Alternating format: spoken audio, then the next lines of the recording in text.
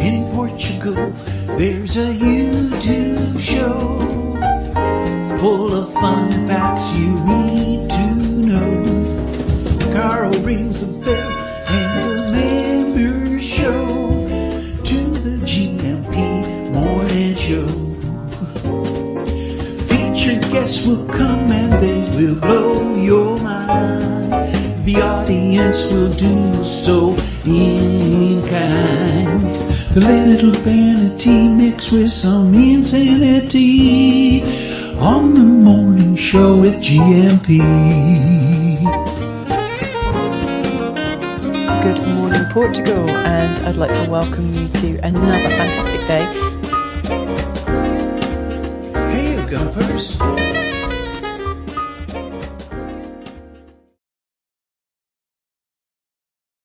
Oh, let me get that off the screen. Oh, my goodness. Yeah, I knew it would be a bit chaotic this morning. Hola, bon dia, Graham Munson here with the Good Morning Portugal show, a live stream and podcast. And whether you're here for a good time and not a long time, like Byron-Andre, who's just popped in to say hi. I love that. Thank you so much, Byron-Andre, for doing that. And totally get it. We're here. If you need us to be here, or if you'd like to hang out with us for 90 minutes here on Good Morning Portugal, and later on this morning, hang out with Mrs. M on the all-new Barefoot broadcast. I thought of calling it... No, I won't go into that right now.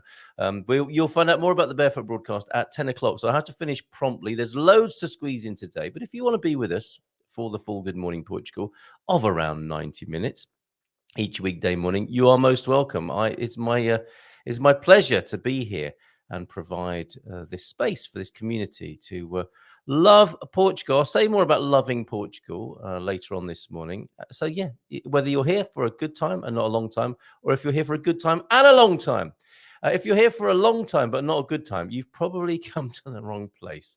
I would hope. Yeah, if you're the sort of person who puts yourself through 90 minutes of misery, I don't know, maybe you should speak to James, who's joining us, of course, at around 9 this morning, our American in Portugal, with Mindful Migration Monday, our Monday resident.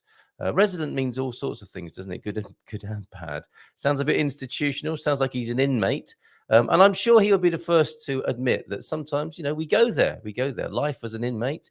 But most of the time, it's life as a fully expressed, or at least some way on the way to full self-expression and loving the life you live here in Portugal. That's what it's about. That's what the Good Morning Portugal show is about, is loving your life here in Portugal.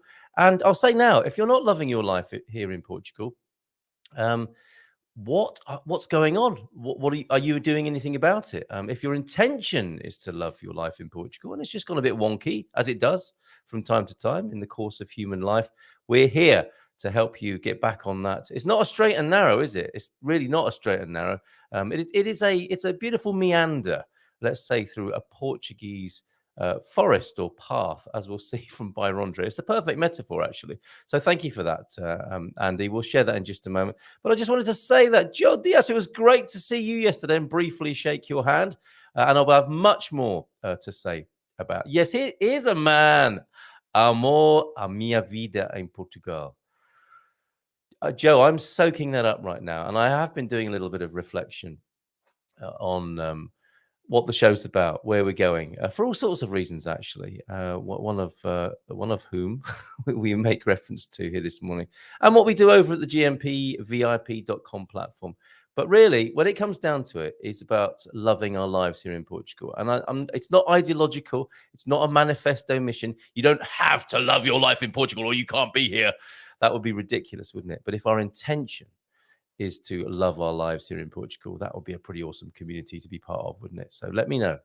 Let me know. The two, I guess it does roughly fall into those two areas, doesn't it? Like Joe here, a minha vida in Portugal. Or, you know what? I want to love my life here in Portugal, but something's happened. I need to talk about it. I need to share with you. How can I address this with your help?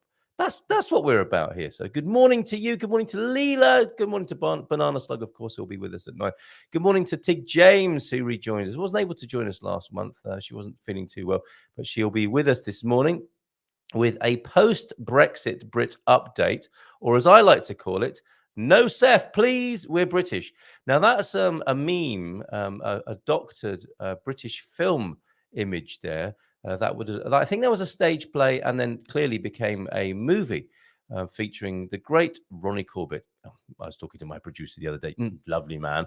Beryl Reid, Arthur Lowe. Oh my goodness, Ian Ogilvy. If you're an American or anyone else around the world who loves British comedy and loves that golden age of British comedy, 60s, 70s sort of time, you will love this movie. It might not be very good. It might be a terrible adaptation of No Sex, Please, We're British, which I have made especially for Tig this morning, who's joining us at 9:30 or thereabouts. She certainly won't be saying that or using that meme, but I can do it. I can squeeze it. I can shoehorn it into the conversation here. So how are you doing? How was your weekend this weekend? Let's say a few more hellos. Anna C is with us. Bon dia, alegria from the Winsurance team. Lovely to see Nuno yesterday. Anna, thank you for being here this morning. Lovely to see you. And great to see Nuno yesterday at the Communities Unite event, about which I'll have much more to say this morning if I get on with it and actually do that. PT Country Bear Marcus, great to see you. It's a great day for an all-terrain vehicle ride in the mountains. Is that because it's a bit moist and muddy over your way this morning? The rain was incredible here on the Silver Coast yesterday. I have documentary evidence. F you, Facebook user. Bon dia, friends. Good morning to you. Is that... which of the FUs is that? Which Facebook user are you? If you do want to declare who you are, I think you have to give Facebook your permission to do that, because you're coming through on Facebook, something which you don't have to do on YouTube. I guess if you want to not say who you are on YouTube, you make up a name. And I didn't get it this morning. Have I lost it now? Oh, I have. It's Linda Seyfifer. I don't know. I don't know what that means, and that was the name of the person who's recently been around our periphery, sniffing at the periphery. And this morning, just to update you on that, and I won't say too much about it because I know that's all part of it. But I felt this this person who I don't know who they are, and that's part of my problem in a way. The person who's been sort of jibing and jousting with us on the periphery. I saw a few comments this morning, and I thought after our collective conversation about healthy boundaries and my own personal view of if people want to be part of this community, I love that. And it's important that you be respectful and legal, because that's a pretty good basis upon which to communicate and flourish. And as I said this morning, it's all about loving life in Portugal. And I looked at the comments and I thought to myself, they're getting a bit nasty. And it's something that was said about Anna on Friday. I thought I was a bit nasty too. That's on YouTube. And I thank you for those of you who also reported the comments on Friday, because you too thought they were a bit nasty. So I thought to myself, if I keep this person here, is that going to make me feel good, feel better? And I thought to myself, no. What's going to make me feel good this morning is pressing the banning button. So I banned them this morning. So for the time being, they are gone. But they seem to be very well resourced and very committed to the challenge, the task, and come up with all sorts of different YouTube names and identities. So they're clearly serious about what they're doing. And I can't call that person, which I'd be glad to do. I'd be glad to have a conversation with them about how we might have different values, because they might not think what I thought was disrespectful, and I can put my case to them, which I can only do in this strange way that I'm doing right now.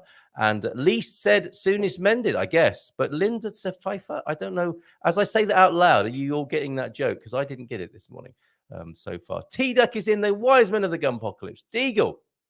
Coach Turner, are you still over there in Spain, having a great time in Spain, Coach Turner? I think the weather in parts of Spain yesterday was pretty terrible, as I think Deagle was reporting here. We'll come back to that, Deagle. Thank you for that. T-Duck, fantastic. Learning more about the Portuguese media. That's been banked over at Love Portugal. Yes, sorry, I know it's difficult to keep up sometimes with all of these changes, but I've upgraded Learn About Portugal to just straightforward love Portugal, because that's what I want to do. And I hope that's what you want to do if you're here on the Good Morning Portugal show.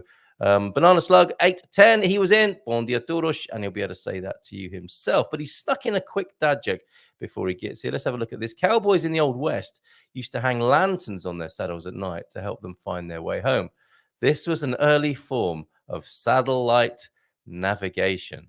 Woo! Did you hear Mrs. M chuckling over on the other side of the studio? We'll be swapping positions, so to speak, in the live streaming Kama Sutra, as it were, later on when she jumps on here at 10 o'clock. I do have to finish promptly, and I'll need reminders to do that. You know I can babble on. Do I need to finish at 9:55? No, my show goes till 9:10, till 60 minutes past 9, and then I'll finish exactly at 10. Which is a problem, isn't it? Because how do you start at 10 if I do that? Yeah. What about 9:59 and 30 seconds? She's not happy about that. Huh? No, but that's not 10 o'clock. This is a space-time continuum. We need Richard Feynman to be here to help us with. Do you want to look talk into that for a minute? It's no good talking in the distance there. We can hear you now. Hello. Oh, and you're humming again. Go on. Hello. Yeah, I can't hear myself though. Hang on, let me. If you put the headphones on, that will really help.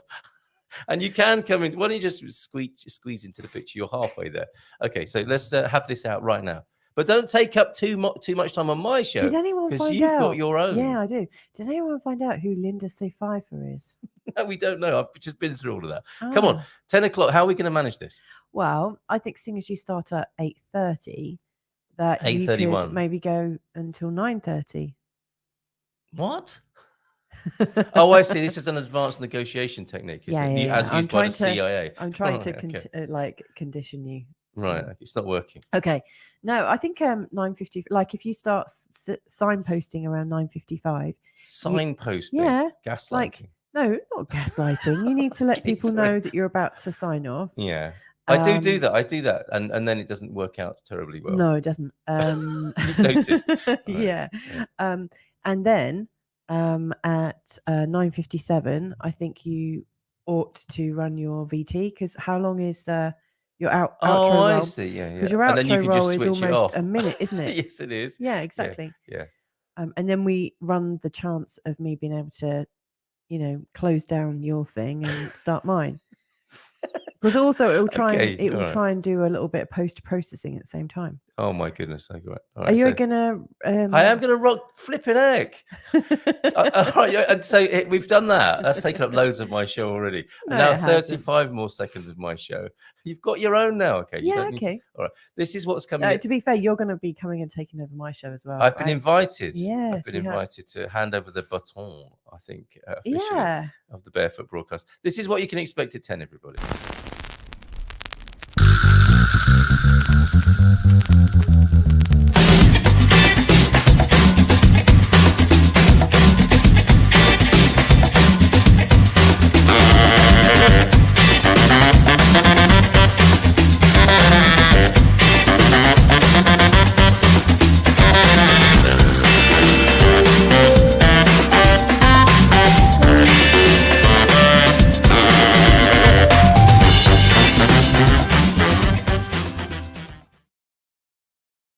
Right, okay. I got rid of everything, including Mrs. M there, so that the VT would run. You're a bit worried now, aren't you? I am, because I don't know. You have to restart the computer again before 10. I better not have to. I mean, that's the other thing. Do you know what I'm going to do this morning? I'm going to finish a little bit early, so that you get a proper run-up, so you're not too stressed about that. Thank you so much.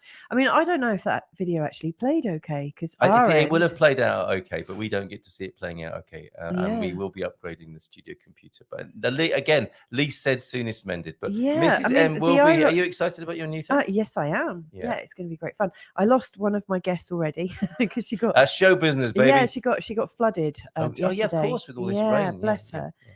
So Jenny's not going to be on the show today, but I've got lovely Ben Stubbs. Yes, Benjamin Stubbs. People from this community will know. Yeah, and who was one of the original Barefoot broadcast crew from like 13 years ago. Wow, 13 years ago. And today we're going to explore the whole question of why are we here? Like, what's the point, really? What? Yeah. Big questions. The big. Yes. There's going to be a big question each day. Before you go, see what I did there. Yes, I did. What is the big Barefoot question today? the big barefoot question is, what are we doing here?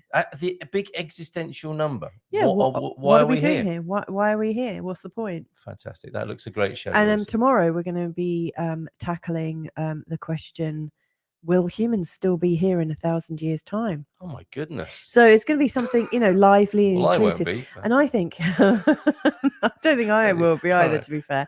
But I'm hoping that, we've got a couple of guests each day, and you, and hopefully there's going to be a lovely sort of community buzz as well, which will grow and grow, hopefully. So in the way that I'm reminding everybody that this show is about loving Portugal. Yeah. You're taking it a stage further. Your show is about loving life generally, is it? Loving life and not being afraid to explore it, and also be able to stay in the conversation. Mrs. M, thank you very much. See you soon. Ciao, ciao. Ciao, ciao.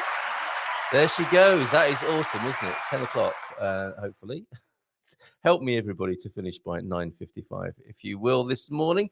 We don't want to be cutting Tig James off. I'm sure she'll have a lot to say. I'm nervous already.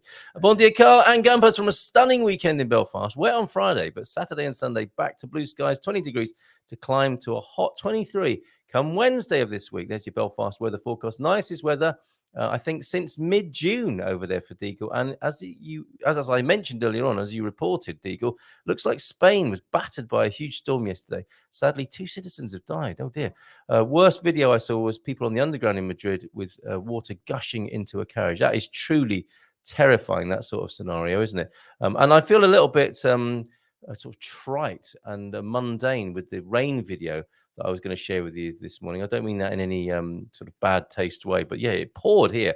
And I've got some video from the event yesterday, the Communities Unite event, from which I did an outside broadcast yesterday. Come back to that later. Bon dia a todos from an overcast Fuengirola. Love to say that out loud. The tongue twister that is Fuengirola. Unseasonably damp yesterday, but who doesn't like? But normal service should resume today. God's squad tip of the day. I have been struggling from the coach with a sore shoulder. Sorry to hear that. For several weeks now. And it has meant I haven't been able to do exercises that work the arms and shoulders. The problem seems to be subsiding. So I will be back to them soon. I need to, as I noticed the beginning of bingo wings. Sorry. Don't they help when you're a sprinter? Could they not be used effectively as a sprinter, Ian, the old bingo wings? Basically, the loss of muscle mass. Hopefully, I'll be able to put some of it back. If you've suffered an injury, says the coach, and need to recover your strength and fitness, remember to start gradually and build up over a few weeks. Yeah, don't be impatient like I am. My training, I couldn't get to the gym yesterday, so I did the hotel room workout. No, not what you think, which was great. And the kids joined me. We're doing a few reverse lunges and lateral dumbbell super twists or whatever. I can forget the exact name now. And a busy day, of course, yesterday. And another inch off my belly. It's down since I first started measuring it last week from 39 inches to 38. And I didn't quite hit the target of 80 kilos, but I'm down to 81. Trainer Henry, Coach Turner, thank you so much for what you do. And I'm really enjoying it, I've got to say. I had protein yogurt and a protein bar for pretty much the first time. Well, as in purposefully buying and eating these things. Trouble is, the kids like protein yogurts as well, it turns out. Bon dia, alegria, gumpers, and get well soon. Ash Milioris with your shoulder pain, Coach Turner, and good luck with the bingo wings. My advice is to develop them into a helpful sprinting technique, because not only might you shave a couple of minutes off your sprinting time, when your opponents, when your fellow competitors on the sprint track, on the racetrack, see you with this new style of running that involves bingo wings, they will be so psychologically messed about with that it will affect their performance. And you'll just not streak literally, unless that's part of it as well. But you will streak to victory, pioneering. It'll be like the Fosbury flop of 2023, a new approach in athletics. Bingo wings, the bingo wing sprinter. You will be known forever as the bingo wing sprinter. As you go down there, look at him go. You've never seen anything like it. Bon dia, alegria, campus at 7:54 this morning. Deep thought. Deep Richard Feynman. He's continuing to be the gift that keeps on giving here. The only way to deep happiness. Well, we didn't work on this together, did we? But that chimes in beautifully with the themes already mentioned this morning. The only way to deep happiness is to do something you love to the best of your ability. Oh, Richard T. Duck, thank you so much for that. Feynman, played an important role on the Presidential Rogers Commission. Who doesn't like a presidential Roger first thing in the morning, which investigated the 1986. I hate it when I make a joke, and a cheap and smutty joke, and it's something really serious like this. So I do apologize already. The Challenger disaster. So he was, I should have really not made a joke about that. Forgive me. I am sorry. Truly. Feynman played an important role on the Presidential Rogers Commission, which investigated to the 1986 Challenger disaster. I must read to the end of the comments before I leap to cheap innuendo. Kane Sabia, Radio Comercial. Okay, this is fantastic. And this is part of our developing guide to the media at what is still called learnaboutportugal.com. But when you go there, is Love Portugal. Radio Comercial, the most heard radio station in Portugal, offers contemporary pop and rock music. Radio Comercial, the most heard radio station in Portugal, offers contemporary pop and rock music aimed at young people and adults. Its roots trace back to Radio Club Português, which was an attempt. I think that would have sounded hip and fige, wouldn't it? In the 60s and 70s, I guess. Radio Club Português. RCP, like the Revolutionary Communist Party, was an important and influential station. Not the same in 1930. Wow, it survived until 75 when it was nationalized as part of the Carnation Revolution. So I guess that was pop propaganda for the kids, for the young peeps, right? The channel was later privatized in 1993. Now that's quite the trajectory, isn't it, of modern times? Dictatorial propaganda, then released post-revolution, and then later privatized. There's a familiar theme here, isn't there? In second place is RFM, the Portuguese station mainly playing contemporary pop music, especially national and international hits. RFM's broadcast network covers most of the population living in Portugal. And third on the list, M80. Playing music from the 70s, 80s, 90s, and 2000s, mate. M80 broadcast in Spain from 93 until 2018. That's a good idea. A bit like Iberian FM across the Iberian landmass. Why isn't that still happening? In 2007, it also started broadcasting in Portugal. Oh, so it started in Spain and is still active here today. So is that across the Iberian Peninsula then, T-Duck? Fourth up is Radio Renaissance, and I saw a sign for this on the A8 only yesterday. Renaissance Radio. Be reborn, listening to the pop hits. A private, it's not a pop station, a private commercial station in Portugal. On the air since 1936. It's owned by various organizations within the Portuguese Catholic Church. I must tune in and see what that means in terms of broadcast. I've never listened to Radio Renaissance, knowingly anyway. Antena 1 is the fifth most heard radio station in Portugal. Programming is adult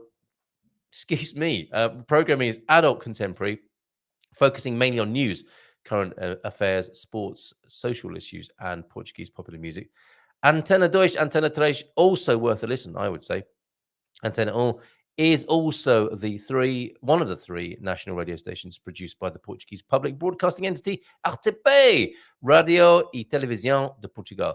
The others being Antena 2 and Antena 3, as I've already mentioned. Why not today, as part of your love of Portugal, have a little dip into all of those? Good work there, T-Duck. And you can find them. You can find a great list, and those are the charts of each of the media collections of Portugal over there. Learnaboutportugal.com. Thank you very much. Come back to those dad jokes. And that one about bald men and combs is quite extraordinary, because I said that to somebody only yesterday. I don't know if our dad joke sources crossed paths yesterday. And we've done the dad joke from James. Excellent. We'll see him in about 5 minutes. Oh my goodness. Oh, there's so much I wanted to share, and I've only got 5 minutes to go. This is outrageous. Joe Diaz, that's such a great comment. I'm going to have to screenshot that. I love that. Thank you very much. Anyone else want to declare their love of Portugal this morning? Please go ahead and do so. Seriously, otherwise, if you don't love your life and you don't love your life here, what is going on? Hola, everyone from Jess. And Antonio F is here. Thank you, Antonio, who might have a tongue twister for us this morning.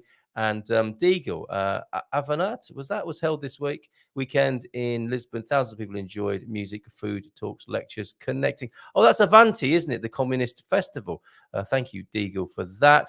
And good morning. You nearly made me say it. And James is elsewhere. He's got a different backdrop. Where's the not a cowboy hat? Okay, that's going to be interesting talking to him. Of all the how do I prioritize what's going on here? I'm going to have to play Andy's walk and maybe share some scenes from the Communities Unite event tomorrow. We are running out of time. We're running out of time. So here's Andy's walk. Can't keep Slug waiting, can you? It's taken him 3 weeks to get here as a Slug, and now you can't keep him waiting an eternity at the door. So here we go. Here's Andy's walk from last week. So we are looking across the Malapalda Bashu. There's all the vines. Oh, let's try one, shall we?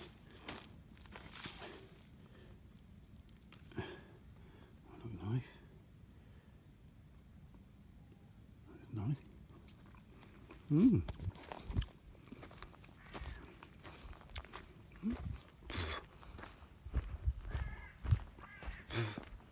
Couple of pips, but overall very nice. And we go onwards and upwards.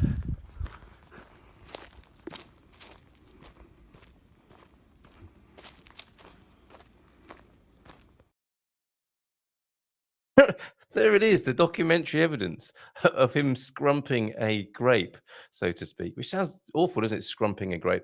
Andy, thank you for that. And I thought, delicious. That was just the pips, everybody. And that may well have been one of Luis Pato's own grapes there. Good morning. Oh, look at this. Good morning, says Lee McGrady, who goes on to say it's Baby Eve's first day at nursery today. Oh, lovely little Baby Eve. I hope you have a great day, Baby Eve there. The Ancient Mariner out on the water over the weekend. Good morning, all. Ahoy! A bit late out of bed this morning after a really good weekend afloat. We appear to be experiencing an Indian summer in Hampshire, the Hampshire of the His Majesty's United Kingdom. Excellent. And just a week now until I get back out to the Med.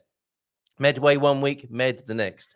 Is there anything Med about Medway, I wonder? Maybe a nightclub with Mediterranean references inside it? No.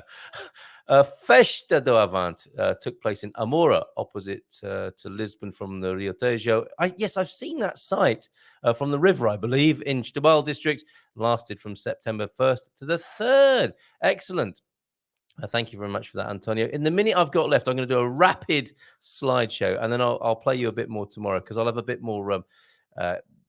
I'll be a bit more together about it generally, about the wonderful event yesterday. Communities Unite did a fantastic interview with Richard Allen, the man, one of the founding forces of Communities Unite. And it's come together beautifully now with musicians on the Silver Coast. And Nunu's involved, of course, as well. That's my radio studio outside the Community Association. That's inside. It was inside because of the fears about the rain. And Richard was right to do so. I asked, would it be possible? I can't sit down at one of these tables because I'm working. May I please have a little platter of food? I only need maybe a bit of chicken, some salad and some chips. And look what they gave me. Oh my goodness. That was amazing. There's the radio studio in the distance. Massive bowl of salad. All kinds of grilled meats and chips are there. But you'll be glad to know that on the regime I'm on, that's how I portioned myself. And I took the rest home for the family. That was delicious. Thoroughly recommend that any Sunday. Any time of the year, you can get up there and have some grilled food up there and enjoy the wonderful hospitality. There's Jess rocking out. Did a fantastic interview with her. There she is joined by... No, sorry, wrong picture. There she was joined... Where's she gone? Okay, I'll come back to that. There's Jess in her modest Midas self-expression as a solo artist. That's the Silver Coast Blues Experience. They were amazing. Had a really funny chat with the drummer. He's a legend at the bar later on. Great fella. Oh, there's Jess being joined by Wildflowers, who played the single that we've been playing here, Shady Lady. And there's, what have we got? Oh, there's another shot of the wonderful Silver Coast Blues Experience. And the Dead Nelson Trio. And then the guitarist was out rocking. There's Jess again. She gets in all of these pictures. Look at her face. And everyone was up and dancing. And the guitarist was out on the floor as well. What a fantastic event that was. Can't stick around looking at that sort of thing because he's waiting. Let's play his music and we'll see him after this.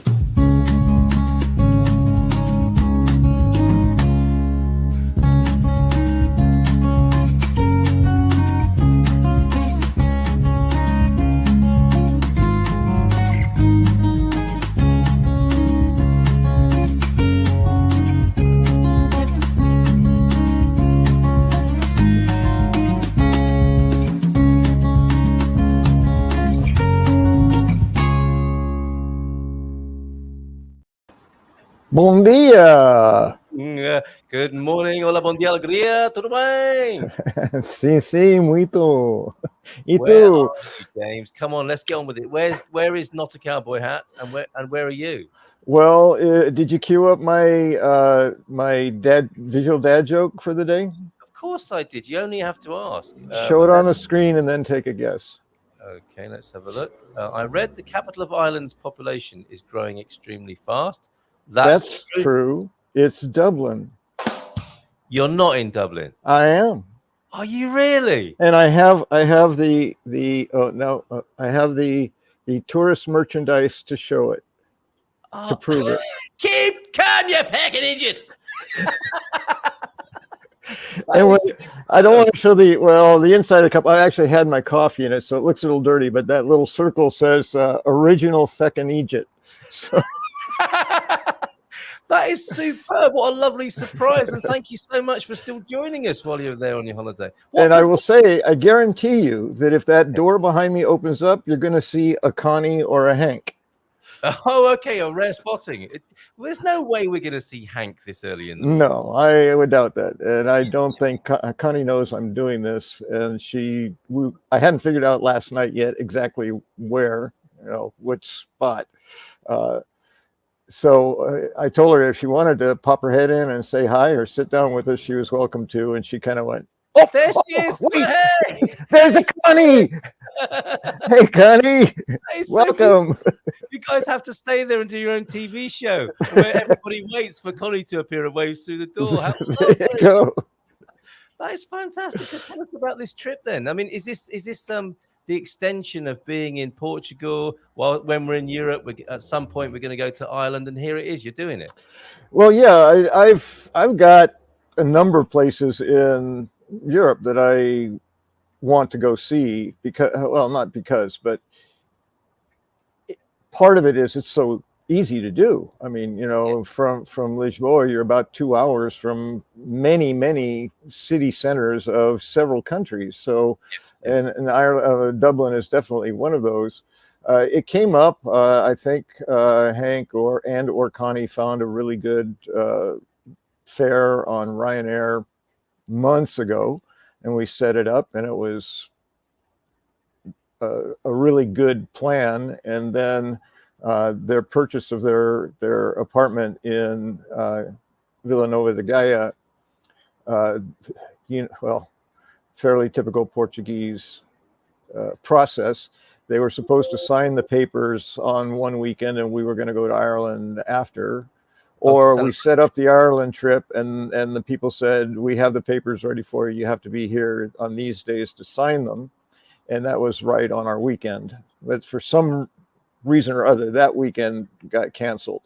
But we didn't want to abandon the idea, and we had already purchased the airline tickets. So we had to change those. And of course, that then doubled that great rate. But even at the double the rate, it's still a great rate. So we just pushed it in because the high season was coming, and there was no way we were going to do anything on the cheap at that point. So we waited. We said, let's see what's going on in September. It should be really beautiful. And I have to tell you, I mean, right now it looks a little gray, but it's not. It's just I'm on the backside of a building, so I'm in the shade. But that glow above me is a reflection of the sun. Here, I can show you the sky. Oh, look at that! So beautiful. There's not a cloud in it. It's been this way. Well, it was a little bit wet when we arrived on Friday, but it's been 22 sunny and clear ever since. So it's been amazing.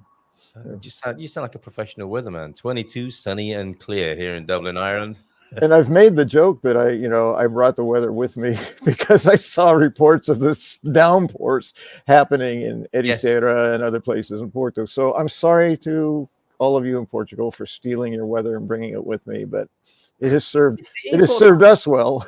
Yeah, and we've got some serious Irish weather here at the moment. And I think the way to prepare for that is you just wear an oily woolen. You wear a jumper, a sweater with a lot of lanolin in it, and that just traps the moisture from the skies.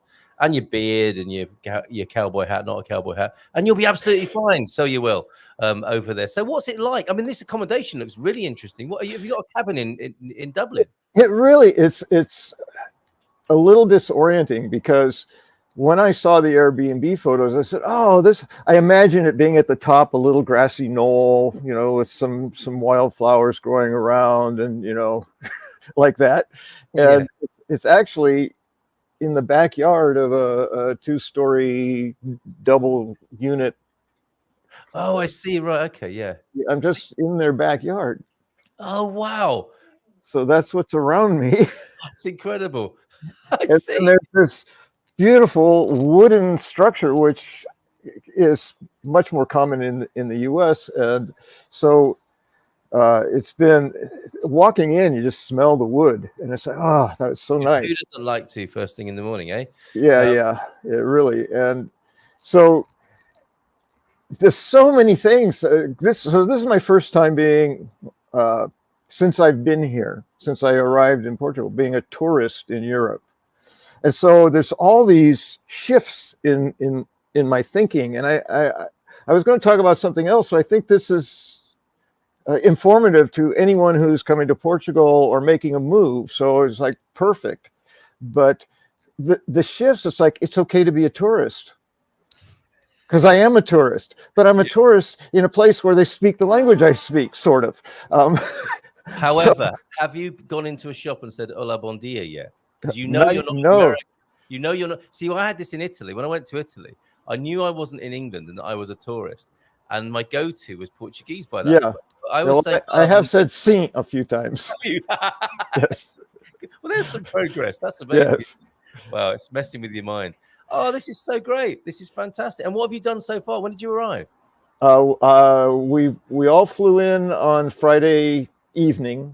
So we just arrived at the Airbnb and then kind of took it easy and looked to see if we could find some food at a little market somewhere. But then I'm trying to keep track. I mean, I've been busier in 3 days than I've been in 3 months. So Saturday we were supposed to meet a tour in the city center of Dublin, where this particular location is on the outskirts, much closer to the airport. So in the sort of mostly north portion of edges of Dublin. So we were supposed to meet a tour in Dublin. So we thought, well, let's go a little early, let's go a lot early, so that we definitely don't miss it. But with whatever time we have, we can sort of wander around and then catch our tour. Well, what we have found out, and I can't say this is true of Ireland in general or Dublin specifically, all of us are public transportation people, in Portugal. So we just sort of assume that's how we're going to get around. And we went to catch the bus, which is, it's like, let's plan, it's really close, but let's make sure we give it at least 5 minutes to get there. And it took like 30 seconds. I mean, it's just right outside the gate across the lawn. It's like, oh, okay. But we got there and there were a number of people there, and we waited and waited and waited, and the bus just never showed up. It was supposed to arrive a certain time, and then the next bus showed up 20 minutes later because it was running on a 20-minute schedule, and that bus was full, so it couldn't take us on. Oh, no. So then we waited another 20 minutes and got on a bus. So we were already 20, 40 minutes later than we had planned to be. And we said, well, that's okay. It's a good thing we planned to be there an hour and a half early, so this will be all right. Well, no one had told us that the entire city of Dublin was being rebuilt this weekend. So traffic bumper to bumper on a Saturday morning. We sat places not moving at all for 5 minutes at a time. So it took us, what a bus ride that should have been about 40 minutes took us nearly twice that. And by that time, the tour had left. So it's like, okay, now we're in Dublin city center for the whole day. So we took advantage of that, and this is kind of the topic I had sort of planned. So maybe next week I'll talk about, how do you let go, how do you manage expectations and let go of the unfulfilled expectations, all of that, because you've asked me a couple of, how do you do that? I said, well, that could be fun to talk about too. But today I'm thinking, talking about that today is probably not going to be. But is it a bit of a buzzkill today? Yeah. Well, yeah, it's like, I get to sort of share for once when you say, and you didn't, so that's perfect. How was your weekend? Right? You always say, how was your non-weekend? But it's like, well, I actually had a weekend. And how was it, James? Yes. So that was Saturday, and it was a long day, a lot of walking, and warm and beautiful, and a perfect time. I had my first Irish Guinness experience in hold it right Dublin. There. Hold it right there. Hold it right there, because I've got something to share with you. This is incredible timing. Check this out.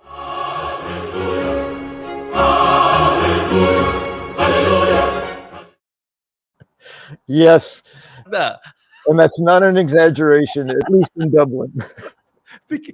Bobby sent me that picture. I added the hallelujah chorus. Nice. And the very nice.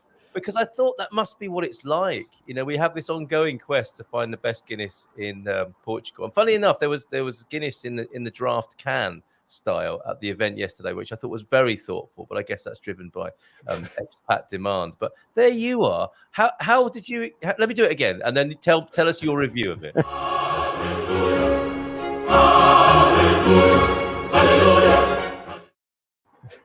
I've actually sung that chorus, so it's like I have to struggle, not struggle, but I feel the vocal cords wanting to go. I've never sung it, but it just fills my heart with joy. I've actually sung the entire Messiah twice in my life. So, have you really?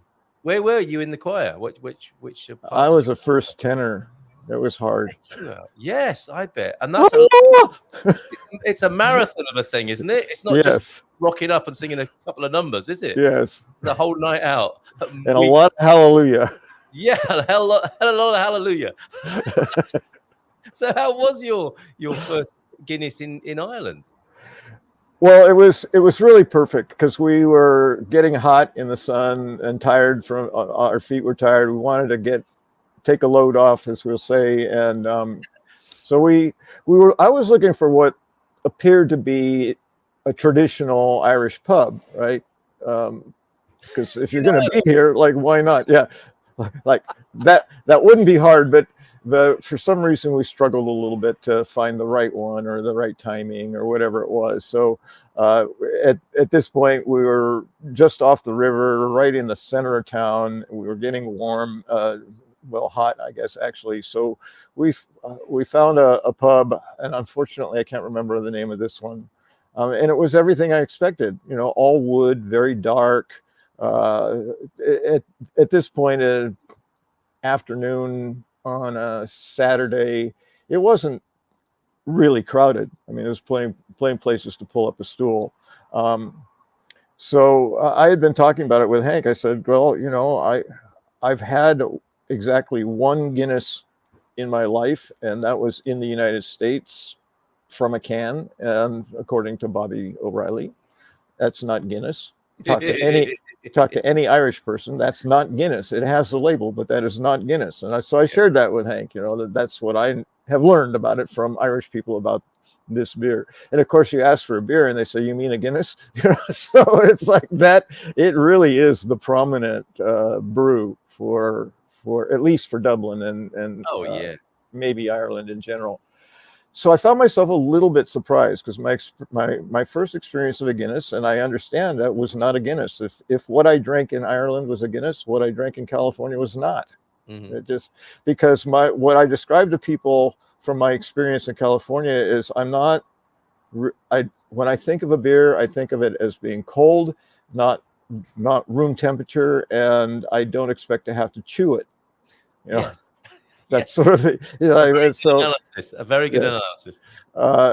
And so when it was served and I touched the glass, I said, it wasn't cold, but it was definitely cool, like it had been in the fridge as opposed to, the tap for making it really cold. And of course, it came with the top of it like that full. And I'm a lightweight anyway, so I got a half pint. So I guess I didn't really have my first Guinness experience. What? Did you get a funny look? I'm a half pint mini guy. I want to see that video of the American asking for a half a pint of Guinness. Was there a ruffle, a wrinkle across the brow of the bartender, or was that okay? Actually, no. They were again many similar qualities of the Irish culture that I've experienced so far to Portugal. They're very accommodating, very friendly. It's like, oh, you'd like a half pint? Okay, and off they go and get it and bring it back or whatever. Yes, yeah. But they did. It came with the full head on it, and she said, "You'll have to wait." And I said, "I knew that already." I learned that from Bobby O'Reilly. I learned a lot from him. Right? Yes. So we sat. We kind of watched the head get a little bit smaller. And we're ready. We arrived ready to have a beer, right? A little hot, a little parched. Da, da, da, da. But so you sang parts of the Messiah to keep you distracted a bit. Can I get a Guinness sign of some sort and just hold it up? I'll sing hallelujah while I wait. Anyway, I knew what a proper head was on it. It's just enough to leave a little foam on your lip. Perfect. And I sipped it and I said, wow, that's really nice. It's a little bit sweeter than I remember. It's very smooth, which is, I think, fairly common for dark beers. I really enjoyed it, and I was a little bit surprised. So it's like, okay, I know I can drink a Guinness and really enjoy it if I'm in Ireland. Yeah. Yes, so the whole experience was there, like having a Prato do Dia in Portugal. It's about the context as much as anything else, isn't it? So I was delighted to hear. Yeah, and it makes sense to me. I mean, anything fresh is better than if it's been waiting several weeks to be consumed. And beer is no different. Any beer. I mean, it's best fresh brewed out of the tap, ready to go. Yes. After that, it tends to get more stale. So I wonder if there are any exceptions to that in life, but generally that sounds about right, doesn't it? The fresher and closer things are to their origin, the better they are. Yeah, we have phrases, fresh off the vine. I mean, that's kind of brings it right to the literal. Yes, and not many people. I wonder how many people here can claim to have had milk straight from the cow, for example. That's a rare experience. You have. What was that like? Warm. And much thicker than I anticipated because none of the cream has been removed. Wow. And it's got at least for one. Probably not. I mean, it was just a thing I did as an experiment. And I was going to say the last time I drank warm milk, it's like, no, I didn't even get that as a baby. So you wouldn't have done, would you? No. So the other thing is that I remember it had a sort of a faint grassy flavor to it. That's what I was expecting. That fresh, just a faint. It wasn't like, oh my God, I just took a mouthful of grass. But it's like, top notes of turf. Yes, and that you don't get in bottled milk in your fridge. You don't get that because it's been pasteurized and other things. Way from home, isn't it? A long way from home. And nobody needs share if they've had human milk as an adult. You don't need to tell us that. I don't like beer at all, says Mr. S. But he also says there are about 4 pubs on each block in Dublin, or maybe more than 4, and very loud music at midday. Pam, I love Dublin. Not been there for years. So a lot of love. Guinness is good. Well, the population's been growing apparently. Okay. It's Dublin. All right, you only get to do that twice, all right? I had to have the reference. I was like, Thank you for that. Okay, I've got it. And there was a question, an interesting question from Jess. As a Portuguese resident, did you use your US passport or did you use these documents? And it made my travel a bit more of a pain in the rear because, Ryanair has an app where you can check in on your app. But it wouldn't take mine because I'm not. It wasn't a Schengen passport. So I had to validate it at the airport, which means I had to stand in the baggage check-in line for about an hour to get to the desk so they could print me a boarding pass so I could go across the floor and have that person stamp it so I could go wait in line to get through security. And then did you not use your Portuguese ID to fly to Ireland? I did, but it didn't matter. It wasn't my passport. Oh, okay. So, all right. That's unfortunate, isn't it? That's a less seamless part of the trip then. Yes. In Europe here. Okay. So that's something to warn at least, well, maybe it's not just Americans, but people who don't have an EU passport. Yes. I had to go to a different line in immigration when I got here. And I had to go. Yeah, I know Tig will have something to say about this. Yeah. And I had to go through immigration, and it's like, oh, that's right, because I'm US, I don't have a Schengen. But then, oh, wait a minute. They have all these, they have EU lines, and they have, I don't know what all the letters stood for. So who does these days? Would those be non-Schengen EU countries? Or I didn't stop to try and figure out how it worked, but I was reminded that I was coming into the country as if I had flown in from the United States. I had to go through the same process. Yeah. Because of the at least in part because of the passport. So anyone who hasn't traveled yet, who is traveling, be prepared for that. Just standing in lines as if you're going to Australia or whatever. Interesting to know. Thanks for that question, Jess. Pam's recovering from. We're asking, of course, every Monday how your weekend was. For Pam, I've just about recovered from dancing to the Prodigy on Thursday night at the Colorama Festival. Wow, Pam! And I did see a picture of you in the mosh pit of a. I don't think it was this weekend, was it? It was a back in the day picture of you in the mosh pit. Was it a Prodigy gig? Amazing. I struggled in Spain last week to say obrigada, not to say obrigada to everyone. Yeah, it's interesting. You're abroad, and your first response is probably Portuguese, isn't it? And there you are, trying desperately not to say obrigada in Spain over there. Ancient Mariner, my Chinese wife had the same problem traveling from Ireland to Portugal, even before Brexit, despite having both UK, EU Schengen visas. Ireland is not in Schengen and wouldn't let her return. Ah, okay. Thank you for that, Ancient Mariner. Oh, yeah, that's what it was. Okay, yeah, because Ireland is not a Schengen. I didn't know that. No, wait a minute. Like I should know that. Yeah, it's not. It's not, but it is EU. It's one of those confusing exceptions. That's what it was, because it's not a Schengen. If they're trying to confuse us. Anyway, hola y'all from Nubianet this morning. How you doing? Properly, you say Nubianet, poured Guinness is still good in California. But from a can, it's not as good. It is more roasty. And is that better probably than better?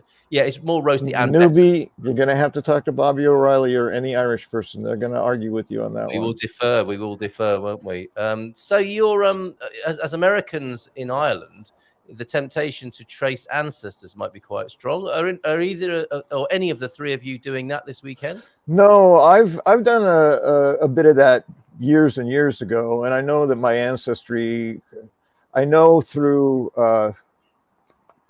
Ancestry.com that something like 46% of my DNA is identified Irish, and another 51% or something is identified Scottish. So it didn't surprise me at all. It's like, oh, big surprise, I'm a WASP, which is white Anglo-Saxon Protestant, right? So I'm so surprised. But so no, not looking for it. I have been looking for my surname as I understood it was spelled when they arrived in the Americas. It was spelled Hawley, but it's still a pretty unusual surname, I guess, because I haven't seen it anywhere. As in Richard Holley, the musician, Holley. Yeah, and I just envisioned that, in the United States, the census comes to at the time, the census came to the door, who lives here, and they're writing down names. And someone said, Charles Holley, and I just put Holley in there, and it stuck for the remainder, because I saw a change in the registries as I was doing the research. Yes, that would have happened to so many people, either willfully or accidentally in some cases as well. Amazing. I love this. And this is the pilot excuse me, this is the pilot episode of James, Hank, and Connie. That's a children's program I'd watch. You like the Rod, Jane, and Freddie, and I don't know if that reference makes any sense to you, but it would make a great kids program to have Conk and Hanny looking out of the doors or the windows behind you. I'd let my kids watch that. Guinness is good stuff, says Ben. Good morning to you. And Veronica's in as well with a comment. Good morning from the sunny Algarve, but we actually got rain. Lots of rain all over Portugal, I think, towards the end of yesterday. And I think probably more today. Woohoo! Let's hope it helped the fires. I think it did in some places. And yeah, glad to see that our friends up in the north around Ponte Lima, Owen, Bob and Viv are safe. From the city, they could see fires on the hills in the distance. So hopefully the rains have helped with that. And we got Tig James joining us in just a moment with a post-Brexit Brit update. We'll be talking about health centre registration. We'll be talking about, is it AIMA? Is it APMA? And other issues that have arisen since we last spoke to her. So I don't know if you want to join us for that. You might want to get out and get into Dublin. Yeah, I think today I'll make an exception and check out when we're done. Yeah, fair enough. But before you go, going to Ireland, then has it enriched your mindful migration mindset and view of life? Absolutely, and I'm realizing there's so much that isn't just specific to the places I saw or went, that maybe I'll carry that over to next week and talk about the process of being a foreigner in a foreign country. It's like, it's just the mind just cheek. Yes. And just one example of that was reminding myself it's okay to be a tourist. And I know it's okay to be a tourist in Portugal too, but it's like my intention is different. My intention is to become part of the culture there. And so I find myself hesitating to, ask a question. And then I go, oh, wait, I can do that in English. It's like, there's so much that just shifts when you change a place. And I think that's why the saying is that, people who travel, something about never see the world the same again, or they don't arrive back to the same country, or whatever it was, because there's a huge shift in your understanding about how things go. I bet. Yeah. Thank you for the Schengen map. That's opened up a can of worms. Who's in the EU, who's in Schengen, NATO, etc., etc. It's got a complex Venn diagram. Thank you for sending me that map. And, the simple explanation I've heard of that is that Schengen is essentially the rules and regulations for visas. It determines who can go where and who needs to have what to go there. And that the EU is being a member of a nation state, basically. So that helped. Okay, so I can be a member of the EU and not be a Schengen because I'm going to use different visa regulations or whatever. Yeah, I still think it's amazing how the EU project has become synonymous with what people think of as Europe now. Mm-hmm. And there is 27, I think, of the 50+ countries that make up continental Europe, if you like, and now it's become synonymous with say Europe, and people think of the EU. And apart from this complication that we're talking about this morning, thank you for the Guinness is good poster, which we'll squeeze in before you go, James. And are you going to have any more Guinness while you're over there, or is that it for the time being? I'm not making any projections. I'm really learning to just go with the flow and see what shows up, and if there's an opportunity, sure. But there's so much I haven't said about what has happened so far. I do want to just quickly say we did go to Hout. That's how the Irish say it. Hout. With a TH at the end. So non-Irish would say Hout. Yes. But you're a tourist there. And that was major. I mean, it looked like the Fisherman's Wharf in San Francisco on a sunny weekend. During summer, it was just super crowded and busy. Hour and a half to sit down and get a beer if you wanted to wait. Wow. It was so crowded. Oh, thanks. So, we ended up having milkshakes. It's like, okay, all the ice cream stores were available, but none of the restaurants or pubs. So it's like, no, forget that. And then last night, I just have to mention part of the original schedule was to go to, and I can't remember the full name, the Plowboy Plowboy. Jerry, if Jerry's watching, he's going to hate this. Anyway, it was a great show with dinner, with traditional Irish music and dancing. It was a really wonderful evening last night. Yeah. And we're going to do the tour that we missed on Saturday. We're doing that today. So we'll get that caught up. Well, I am so delighted. This Good Morning Portugal episode brought to you by Guinness this morning gives you strength. If a Guinness Corporation are watching and they want to send a crate of even the draft stuff, and yes, Bobby and Jerry, we know it's not the real thing, but it's better than nothing. We'll gladly accept that. And maybe even we can, no, it's probably too much of a stretch for the Good Morning Portugal Wine Club to be drinking Guinness. That might be pushing it a little bit too much. I don't think it would be a particularly good chaser to a wine. I'm noticing the light. I was trying to avoid backlighting today, so I'm facing the sun. It's a beautiful view. It's only reflecting off the building. It's not come over. I'm still in the shade. Like, no, nice halo. Yes, your wood is glistening beautifully behind you there, James. And thank you so much for making the effort and including us in your tour of Ireland. That was a lovely surprise this morning. Oh, it was so fun. I love being able to provide surprises and to be able to just share a fresh new experience. It's have a great time there. Expats Portugal, Jerry does say, you know, Ireland is like Portugal, but with less sunshine. And I think you mentioned that, didn't you? Resonance of the goodness of the people there. Well, I'm taking an umbrella everywhere I go, because one of the videos I watched, they said, people think it rains in Ireland all the time, but no, it doesn't. It just rains every day. So always have an umbrella. Not all the time, just every day. Brilliant, yes. James. Love to conk and honey, and we will see you soon. We'll see you next week, maybe back in your usual place. Big round of applause. Yeah, I would expect so. All right, ciao, ciao. Thanks. Bye-bye, all. On the ear to you. And we can keep that applause going for Tig James. Let's do that. Let's hit that button. Good morning. Olá, bom dia, tudo bem? Yeah, tudo bem? Sim, obrigado. I hope you're feeling well, Tig. Sadly, we didn't see you last month, but you're here this morning with updates for the post-Brexit Brits. But I think, you know, some people are thinking, I'm not a post-Brexit Brit. Some of the themes that we're talking about this morning, I think, are transferable and will be of interest to people. They relate to CEF, don't they? And I sent this to you jokingly last night. No CEF, please. We're British. I'm not sure how far and wide we should share that. But what's going on? Maybe we deal with that first, because that is of universal appeal.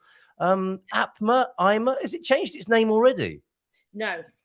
Basically, what's happened is, I mean, I can read out what you read the other day. I mean, right. It's no, okay. So allegedly, and you know, I always say this now with CEF, because when CEF say things, we will not actually believe anything they say until they do it. And then we know it's been done. And that is from 6 years of dealing with them and working with them, experience that what they say is often very different to what they do. Yeah. However, they have put out, they did inform the British Embassy that they're actually going to morph into AIMA. Nicely put. Morph, I think. It's about the only word I think I can use. Into, and that's Agência para a Integração, Migrações e Asilo. Very good. You get that? Yep. Okay. And that means they're going to morph into AIMA, Agency for Integration, Migration and Asylum, allegedly on the 29th of October. Yes. If it happens, it happens. Okay. Now then. Like that. 6 years has told me. I don't think one date has ever been kept that I've ever known. Fair enough. Yes, that little top note of cynicism is therefore warranted. Fair enough. Okay. So now then, this is the good bit. AIMA will incorporate the High Commission for Migration, which runs CNAI, which is the Centre National Appui ao Imigrante, National Centre for Immigration Support. So we'll incorporate that, the CNAI, and claim. Okay. Yes. Which is the local support centres. I heard that big sigh. I'm still not quite sure of this. Anyway, so AIMA will be responsible for the documentation relating to migrants as well as international relations. Yeah. Okay. Ex-SEF officers will become part of PJ, the police. Yeah. Okay. And work alongside the PSP at airports. Yep. GNR at land borders, and the Polícia Marítima at the sea borders for a year as part of the handover of responsibilities. So, you know, that they've got that information, that at least they've got the experience, and, you know, they're actually handing it over sensibly a whole year to, if a year is enough. Now then, the Sistema de Segurança Internal, SSI, will carry out a coordination role and will be responsible for implementing smart borders, ETIAS, and Schengen databases. They've got a lot on their plate, haven't they?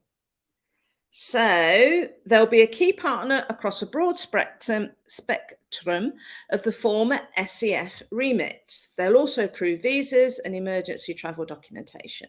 So, I mean, it's a bit double Dutch at the minute as to who will have what, how, where, and when, isn't it? But it'll all come out in the wash. So it's, well, yeah, as I've said, we'll just see. Yeah. We'll see how it happens. I'm just incredibly pleased that we got our cards before it happened. Oh, what? Because you think that's going to mean further delays? Well, well, any sort of reorganisation causes a degree of chaos, doesn't it? It does. So, it does.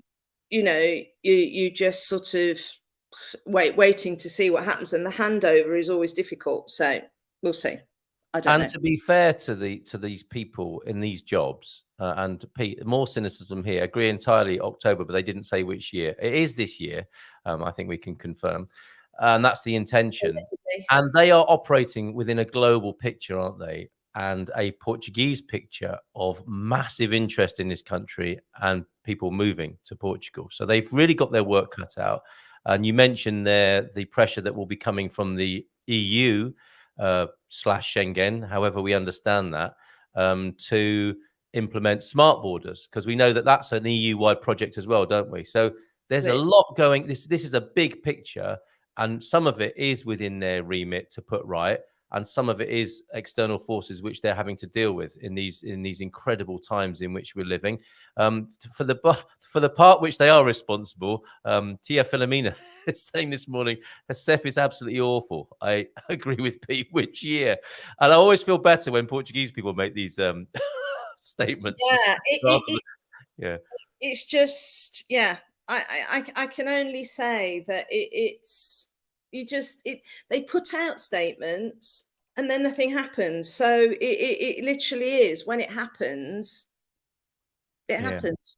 Okay, and IRN is the registro, isn't it? That's the registry rather than SEF. And they have been, I think, am I right in saying that? The IRN is the registro that were taking care of the WABC cards, and there's so many acronyms, there's so many parts to this. We might have to, if you're not keeping up, anyone who's watching, do ask for a decode on any of the abbreviations. But I found my process with the WABC card good, and I thought that was to do with the registry office management of it rather than SEF. I found it a very much easier process. You think not, Tig? I mean, what actually happened with the withdrawal agreement biometric cards? What happened was that SEF had contracts with different offices around the country. Okay. Because they tendered it out, basically, didn't they? And they got different places to actually have them out because they were so overrun and they couldn't do it, and they hadn't got the staff.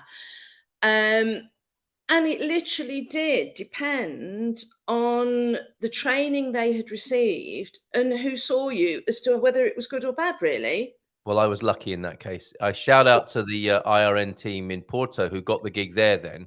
I was, it's a busy room, the Loja, the Cidadão in Porto, as you might imagine. And I was thinking, I'm going to be here for days. I should have brought a tent, books, and backup material, distress flares, Kendall mint cake, the whole lot, to be in there for several days. And I just went to the front of a queue. I had an appointment, and I didn't think I was going to be seen on time. I was seen on time.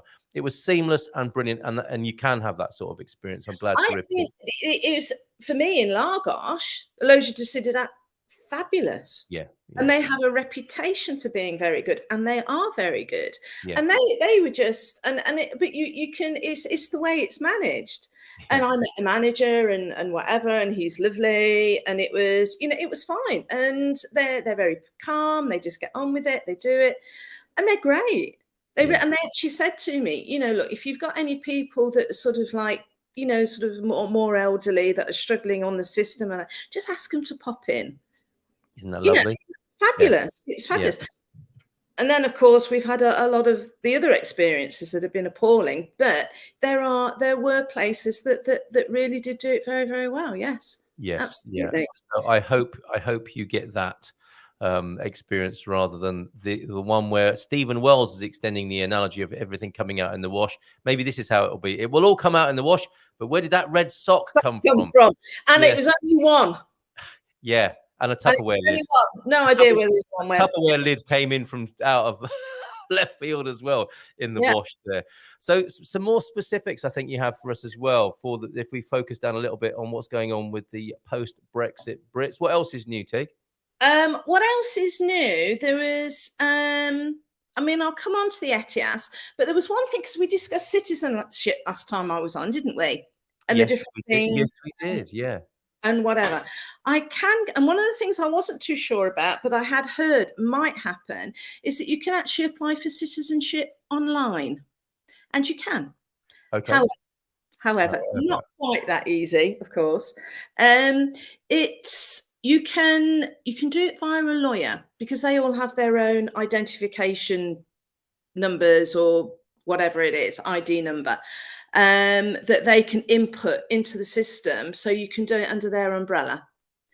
And I can confirm, it's taken me, I applied for citizenship a year ago. Okay.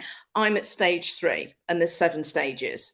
Now, a woman that was with me on the B2 course, the B2 Portuguese language course, she was talking to me, and she went to her lawyer, and she made stage 3 in 6 days. But then it goes to the external agencies where they have to check, where they have to get documentation and all that sort of stuff. So, Okay. So so you can do it online, which of course, it's just saved her, in my situation, it's just saved her 10 months. That's incredible, isn't it? So it's worth trying. It is. And I suppose that's what people have been trained out of, in a way, isn't it? To not call because they never get through, and to not go online because it might not work out. But we shouldn't forget that it is worth calling just to see, and it is worth trying online any of the many bureaucratic processes in Portugal, because it might just be that you have good luck on the particular portal or whatever you're looking at. I'm just trying to think. What it is, what she told me was that the first 3 stages are done by AI. First 2 stages. So you just submit the documents, and apparently that's why it was done, and that's why it took 6 days. That's incredible for a citizenship process. To get to stage 3, whereas it took me 10 months by doing it manually. How many more stages after stage 3, Tig? There's 7 stages in all. Oh my word! Okay, so the advice we've had recently from Daniel Reis and Pelicano, who handles these things, was it is taking 2 years in total. Yes, but to get into that 2-year queue, you still have to go through these 7 first stages, don't you? And these are the stages you're talking about. No, in total. It's taken between 2 and 2.5 years in total from date of application, from a manual application. But if you for rounding it up, say, for want of a whole year, she's nearly saved. So it might take her just 18 months by doing it online. Good. That's a nice little hack. Thank you for being here and suggesting that. So don't forget to try the online alternative, or look to see if there is one now, because was that announced, or was it just there when she looked?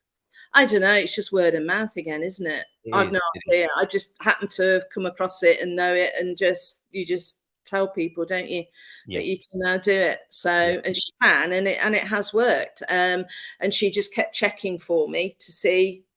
But I think she's now stuck on stage 3 as well, because that's the external checking with external agencies, SCF, obviously previous convictions and whatever. So that's and it's August. Okay. Yes. Well, it is now it's officially the 1st of September today, isn't it? Because we can write off last Friday, Saturday, and Sunday as being part of, like, co-opted into August. And those wheels of industry, of education, and bureaucracy are slowly grinding into action again, aren't they? As of today, I would say. So there will perhaps be a change as we move towards this CEF evolution, or morphing, as you put it. What do you make of the news? Have you looked into this new leader, Paulo Batista, who was an appointment, the new leader appointed from within CEF? Has any news got to you about that, or is that not on your radar? No, not particularly on my radar, because I suppose I deal with the processes as opposed to, I mean, it wasn't the last guy. He hasn't been there that long, is he? He wasn't there. Well, there is that. And I think what I heard was that the person before Senor Batista was in post until the Pope came and managed all of that, which I think has led to a few raised eyebrows, because loads of people who came over for the Pope's visit on travel documents haven't gone home again. It's like, yeah, I'll come and see the Pope. I'm going to stick around after having a great party with the Pope. So there's that. So I don't know whether he was pushed or that was always going to be the case, the person coming in up to that point of the Pope's visit. And Paulo Batista is the new person who I believe will oversee this new transition. AIMA, I thought it was APMA. October, the date you're giving. And we shall see, as you say, it will all come out in the wash, and we should be all watching. Yeah, just wait and see if it happens. It's all we can do, and if it does, great. If it doesn't, we just shrug our shoulders and say, well, it stayed the same then. We won't let it get to us too much. Watch Mindful Migration on a Monday, and we, as well as delivering the news about where CEF and AIMA and APMA might be, we learn how to let go of things that stress us as well, and come back to this important business of loving our lives here in Portugal. However, the health registrations, a little bit of a problem with that for some people around the country, Tig. There is. Can we go? I'll tell you what might be an idea, because we were just saying, weren't we, that the Sistema de Segurança Internal are going to be doing the ETIAS, aren't they? That's going to be part of AIMA. And let's decode that then. This is part of the EU-wide or Schengen-wide immigration system, and this is a fee you're going to be paying to come into the EU area or Schengen area. Which is it, Tig? That's a good question.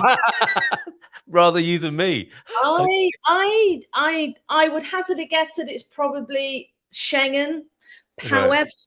However, the ETIAS, what it actually stands for, is EU Travel Information and Authorization System. Okay. And apparently that is going to come in 2024. Yeah. And that's across the superstate, isn't it? So that, for example, an American visitor, in the way that you have to get a pay to visit America, that favor will now be returned for people coming into the EU or Schengen area, whichever we think it is. Obviously, it's only for UK nationals, because that's all I deal with. I'll just talk about UK nationals. Go on then. Yeah. The UK nationals that aren't resident in an EU member state. Okay, yeah. Well, I'm with you so far. Yeah. So it's basically, the reason I'm telling people, because of course everybody has relatives coming over, friends coming over, and if they live in the UK in 2024, that's now the date. That date has changed a few times as well, but that's now the date. So if you're coming into the EU, if you're coming over to see, your friends in Portugal or whatever from the UK, you're going to need an ETIAS. Yes. It's going to be another one of those, isn't it? Oh, flipping heck, what now? Yeah. You have to pay to get what? Well, that's what people said they knew they voted for with Brexit. So get over it. No one told us about this ETIAS thing. But we knew. No, with the Brexit vote, it was, Yes. If you sat down and thought about it, this was.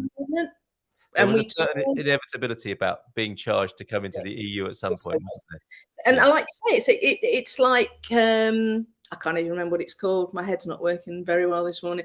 It's exactly like you said. It's the visa to the States, isn't it? It's exactly the same thing. It is, and other countries. It's not. But well, it's an interesting point, and I do have a concern about this not just from a workload point of view, you know, Portugal integrating into the super border of the EU. But that's what's happening, isn't it? In the way that there's a federal United States border, which you penetrate as a tourist. That's what's going to be happening here. You're not going to be coming to Portugal. You are going to be coming effectively to the EU/Schengen, aren't you? But that was exactly years and years and years ago what the EU was designed for. It was going to be the United States of Europe, and that's what it's become. Yep. And quite rightly. Yep. Somebody's been a bit, okay, whatever. Oh, it's fair enough. It's a good point of order, Chairman, isn't it? It's not a visa. It's instead of a visa. Yeah. It's a way of coming in and being approved. It's a piece of paper to say you can come in. So I always never quite understand how it can be a visa waiver when you've got a piece of paper saying that you can come in. Isn't that a visa? You literally waive it. Maybe that's what they're talking about as you come in. And a concern here from Bob just came into the chat. What? Bon dia. ETIAS doesn't affect those of us with temporary or permanent EU residence, does it? That's what I've just said. Yeah. Anybody with residency in an EU member state does not need an ETIAS. There you go. It's all the same reasons why we've always said, and you should not, if you've got residency, get your passport stamped at any border control coming into and out of the EU. Okay, love all these tidbits of information that should be remembered. Tig, where can people find you to get these reminders beyond your appearance here once a month? British in Portugal on Facebook. There you go. Okay. Veronica, they keep changing the date for ETIAS. Well, we're not surprised to hear that, are we? It was supposed to go into effect last year, then this year. Isn't it? That's what I just said. They keep changing the date. And it's like at the minute, it's 2024. So we'll get to next year and we'll have a look then. For the United States of Europe. Imagine that. Okay. Anything else, Tig, in these last few minutes this morning? Well, you wanted to talk about the health centres, didn't you? Well, it's of particular interest to some of the post-Brexit Brits, isn't it? And some of the challenges they might be having in this regard. Mrs. M will be here soon. It's the Barefoot broadcast. I don't think she is asking for pictures of people's bare feet. Okay. No, please don't do that to anyone else. Okay, thank you though, Coach Turner. That was for Coach Turner's bare feet. Back to, unless this is a health centre inquiry. Oh, can you do anything with me bunions? No, we can't. We're talking about health centres and what's happening for post-Brexit Brits. Yeah. What is happening, Tig? I think what has been quite shocking is that I've seemed to have come across some rather awful behaviour within the health centres that has meant that UK nationals appear to be, allegedly seem to be targeting to not be able to receive healthcare. So I'm in the process of talking to certain people about that and are trying to address the issues. And we'll just go from there. But obviously, if anybody has any issues that they think specifically appertain to UK nationals getting healthcare, not being able to, your local health centre not allowing you to register, or if you are registered, refusing treatment and whatever, by all means on Facebook Messenger, use Messenger and message me, and we'll go. Bless you, Tig. That is a fantastic offer, because this is a horrible situation to be in, isn't it? Yes. And it sounds like it's the combined forces of, I think, all around the world, health centre and doctors' secretaries are some of the most, how can we describe it? Effective gatekeepers of the services, and sometimes it can get a little bit eggy on the front line of medicine, can't it, and primary medicine, and that added to a bureaucratic situation that is unresolved as we speak, is asking for extra trouble. So there's a wonderful offer from Tig. If you've got any trouble with that as a post-Brexit Brit getting access to healthcare, Tig very kindly offering some help, if not help, then a shoulder to cry on, and saying you're not alone in this. There are a number of other people experiencing if people do come to me, yes, by all means, message me on Messenger. I obviously would like to be able to forward the information on. I honestly don't think it's anything to worry about. There are a lot of people in this situation where they are not getting healthcare that they are perfectly entitled to. So it's, and I'm not talking about, and I know people keep saying they're saying this, I'm not talking about, that the healthcare system is chock-a-block. I know it is. It is specifically that UK nationals have been targeted, that no, we're going to treat Portuguese people first. So and people have really struggled with it. And, some have got seriously, potentially fatal illnesses that haven't been treated. So I'm dealing with that at the moment. So we will see. We will see what happens. Well, you make a very good point with that, don't you? That the good news is that you're not alone.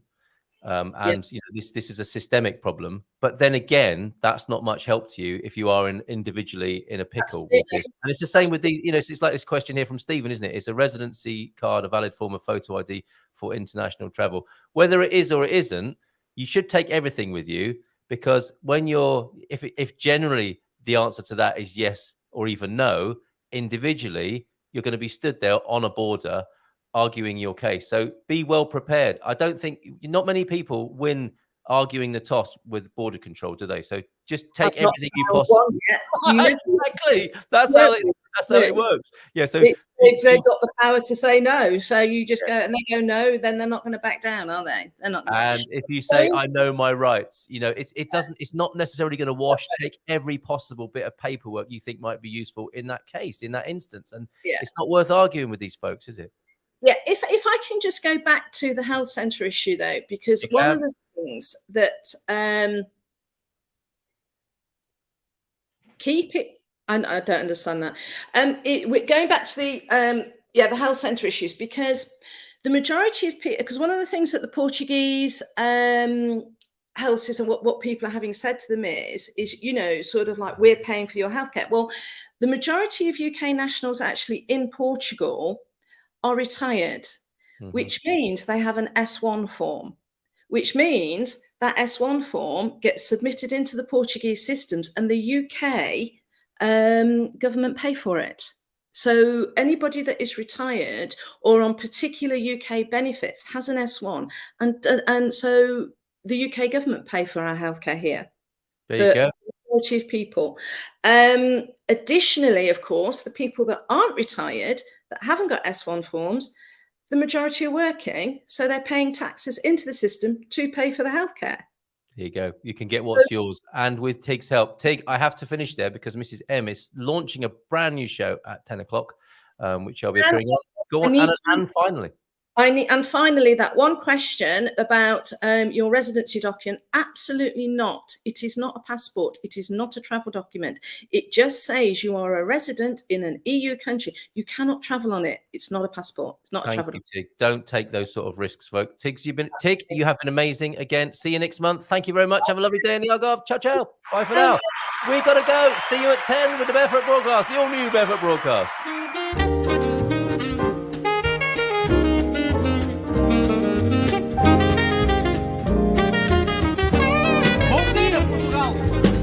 In Portugal, there's a YouTube show full of fun facts you need to know. Carl rings the bell and the members show to the GMP morning show. Featured guests will come and they will blow your mind. The audience will do so in kind. The little vanity mixed with some insanity on the morning show with GMP. Good morning, Portugal, and I'd like to welcome you to another fantastic day. Hey, Gumpers.